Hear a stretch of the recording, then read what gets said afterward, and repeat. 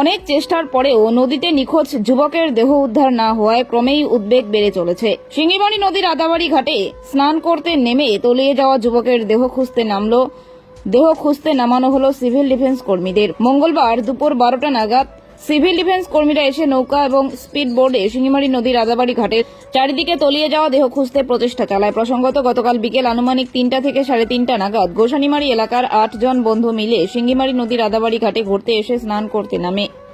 এরপর বছর 20 সুশান্ত সাহা নামে এক বন্ধু নদীর গভীর জলে তলিয়ে যায়। সেই অবস্থায় আতঙ্কিত হয়ে বাকি বন্ধুরা স্থানীয়দের ডেকে নিয়ে এসে নদীর চারিদিকে বহু খোঁজাখুঁজি করেও খোঁজ পায়নি সুশান্তর।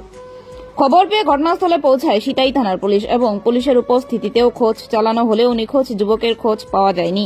আজ মঙ্গলবার দুপুর 12টা থেকে সিভিল ডিফেন্স কর্মীরা প্রচেষ্টা চালিয়েও এখনো পর্যন্ত নদীর জলে তলিয়ে নিখোঁজ সুশান্তর দেহ খুঁজে পায়নি। তবে এই খবর লেখা অবধি নদীর জলে তলিয়ে নিখোঁজ সুশান্তর দেহ খুঁজতে আপ্রাণ চেষ্টা চালাচ্ছে সিভিল ডিফেন্স কর্মীরা।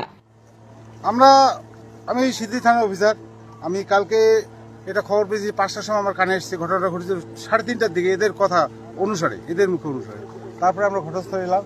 আসার পর ওই 5টার সময় এই পাবলিক, এখানকার গ্রামের লোকজন, পঞ্চায়েত, এদেরকে নিয়ে দুটো নৌকো নিয়ে আমরা খোঁজাখুঁজি করছি কাল সন্ধ্যাবেলা, যেখানে বডিটা ডুবেছিল, কিন্তু কোনো সন্ধান পাইনি। তারপরে রাত নেমে আসে। আমরা মোটামুটি 7:30 8টা অবধি খোঁজাখুঁজি করি, না পাওয়ার দরুন তারপর কালকে বাদ দেওয়া হয়। তারপরে রাতে যেহেতু হয়েছে আর করার কিছু নেই, তারপরে খবর দেওয়া হয় রেস্কিউ টিমকে। আজকে সকালবেলা রেস্কিউ টিম এসেছি, এখন দেখা দেখি চলছে, এখন কোনো রকম বডির হদিশ মেলেনি এখনো অবধি। আপনার নাম? আমার নাম এসআই নিপেন্দ্রনাথ বর্মন, সিতাই থানা। ধন্যবাদ আপনাকে।